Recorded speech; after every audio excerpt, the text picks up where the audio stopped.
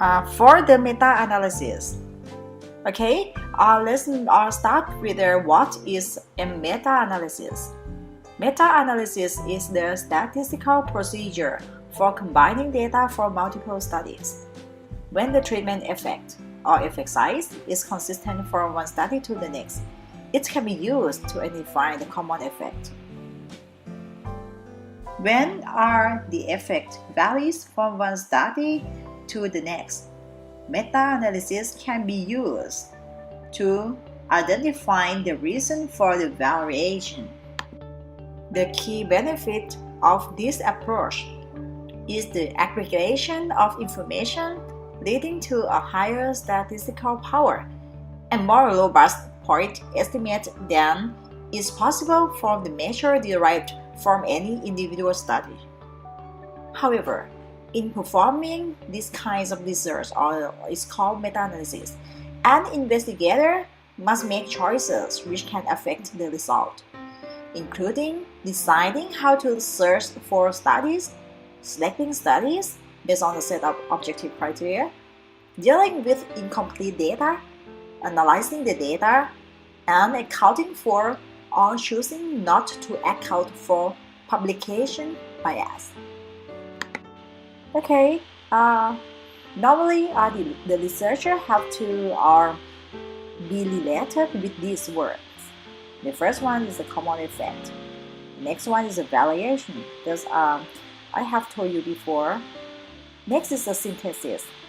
This is a very important procedure that the researcher should be careful to synthesize the studies because they need to face with or work with the point of multiple studies. So now I believe that you know all about the meta-analysis. And then let's move on to why we have to perform a meta-analysis. Okay, decisions about the use of an intervention or the validity of hypothesis cannot be based on only one single study. Because the result typically vary from one study to the next. So, a mechanism is very, very important to be used or to synthesize the data across studies to studies. Narrative reviews has been used for this purpose, but the review is very, very subjective. It's like different people come to the different summary, and next it becomes possibly difficult when there are more than a few studies involved. So, in contrast, meta-analysis include objective formulas and can be used with any number of studies. Okay, now what is systematic review or meta-analysis? Okay, how is different or not? Okay, a systematic review answer a defined research question by collecting and concluding all evidence that fit eligibility criteria, whereas the meta-analysis is the use of statistical method to summarize the results of these studies. Now, we have to learn how is the meta-analysis performed.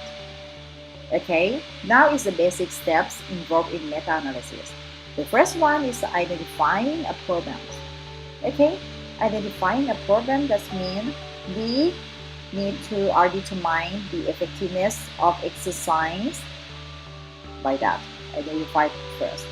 And the next one is for doing a literature search.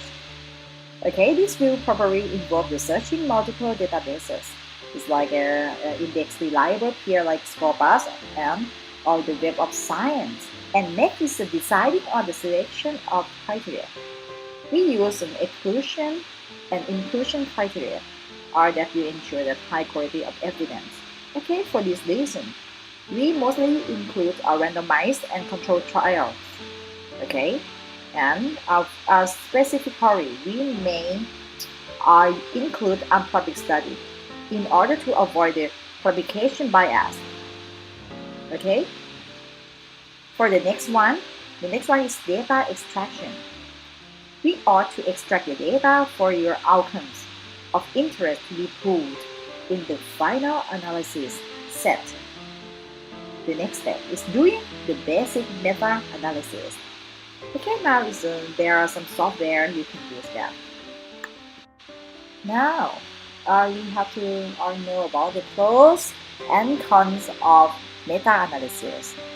Okay, for the meta-analysis, is used a statistical approach to combine the results from multiple studies in an effort to increase the power to improve the estimates of the size of effect. So that means the advantages is the first one is the results can be generalized to a larger population.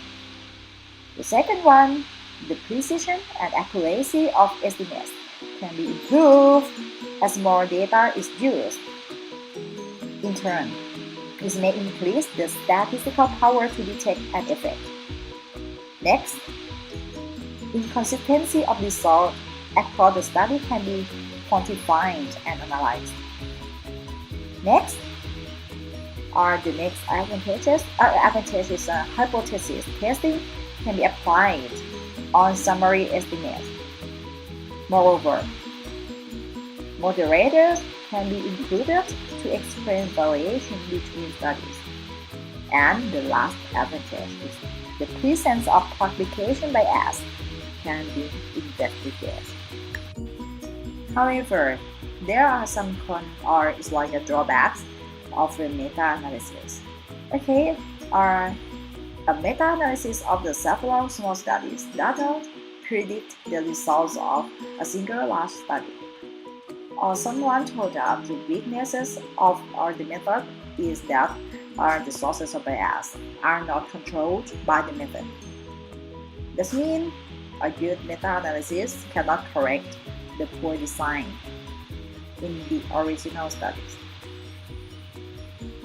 Moreover, other meta-analysis would include weaker studies. So this means they examine the effect of the study quality on the effect size. So these are the drawbacks or the disadvantages of the meta-analysis.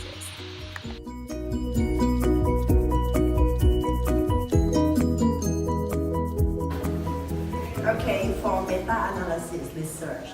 Okay, meta-analysis research is a statistical procedure combining a lot of multiple data from multiple studies. And for example, when the effect size is consistent from one study to the other study or another studies, the meta-analysis can be used to identify the common effect. Whereas if one research have vary from another or other research, meta-analysis can be used to identify the reason or the variations. That's right. Actually, in a pharmaceutical field or the company, they use meta-analysis research to get the approval for the new drug. But in education, psychology, and even for clinical research or medical research, they use meta-analysis to find the best intervention or the best treatment or the best practice to confirm or to be as the evidence of their research.